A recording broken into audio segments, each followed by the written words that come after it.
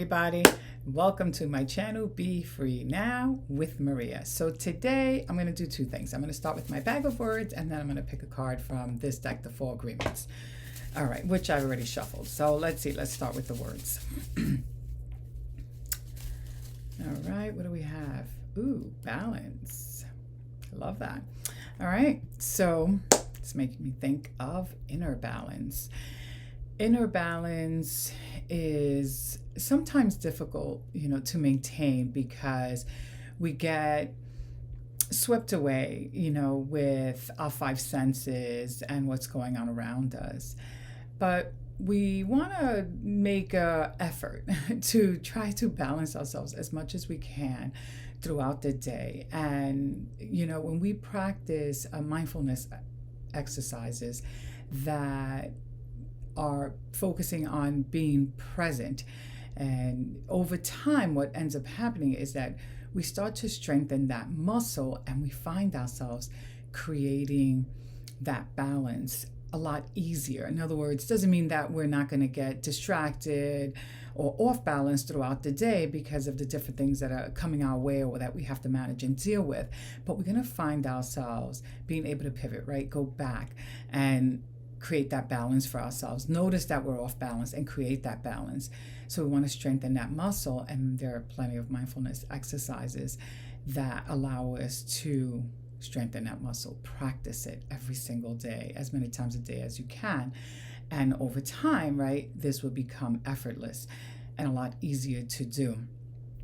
So whether it's a breathing exercise or focusing on one object for, a couple of minutes, those things, while they seem simple in nature, they strengthen our mind and they challenge our mind to step out of its automatic pilot mode into a more focused mode.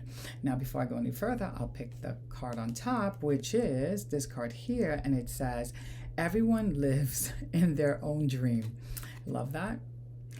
And all people live in their own dream, in their own mind. They are in a completely different world from the one we live in.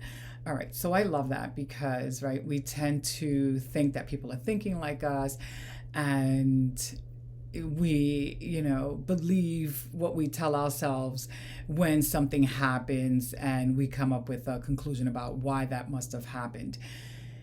A lot of times, right, it's just that we think like that. So because that would probably be the reason why we would do that, we're gonna, assume, right, that that's why they do it, or why they did what they did. But that's not 100% true.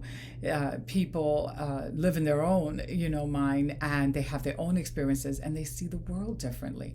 So they're not necessarily doing it because of the reason that we think. I mean, occasionally, yes, we may be right, but for the most part, not really. We don't really 100% know why somebody is doing what they're doing. And even if we're somewhere on the right track, we're not necessarily 100% clear on why, what motivated that person to do what they did, even if we have a small idea of what that could have been.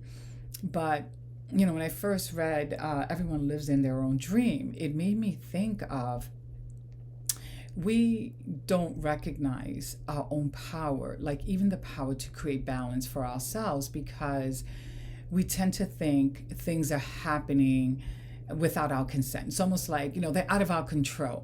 The only thing that's happening without our consent, right, is what other people are doing. We don't have any say on what somebody else does or thinks or behaves and so forth, right? But we do have that power within ourselves, and we can use that, right? We can pull back and look at what we're thinking in a moment and what's motivating our behavior, right? That's something that we can do. We can focus in lots of different ways, and whichever way we feel motivated to do, because we have the power to set, right, a goal or an intention and then, execute that. We have that power. We have the power to create that balance for ourselves. We have the power to create time for ourselves, to create the time to do the things we want to do that inspire us, or I was going to say motivate us, but it's more the motivate us that is calling us. Like we feel this need for, let's say, this type of change, and then we can take out the time to start cultivating that. And when I say take out the time, I'm not talking about taking out, an hour of your day or 2 hours. Not that that would be a bad thing, but we can start with something a lot simpler, right? An exercise that we're doing for 5 minutes, or a reflection, whether it's a mindfulness exercise or reflection exercise for 5 minutes. And we start to really create the habit of doing things differently, right? And taking out that time for ourselves, as opposed to just pushing ourselves to the side and then expecting to have a different result. If we're not challenging ourselves, then we can't grow the way we want to grow. Changes may happen for sure, but our internal growth is dependent on our attention and our effort. It just doesn't happen on its own. We have to take out the time. So those 5 minutes, while they may seem like, oh, that's not a big deal, that's not enough time, I need many hours a day to create balance for myself or to make some, bigger changes. But it starts with a single step. It starts even with a single minute. And over time, if you want to cultivate more time for that, then great, right? Because the more we give, then the more we're going to get from it. But we have to start somewhere, and we start with a single step, right? It makes me think of Lao Tzu.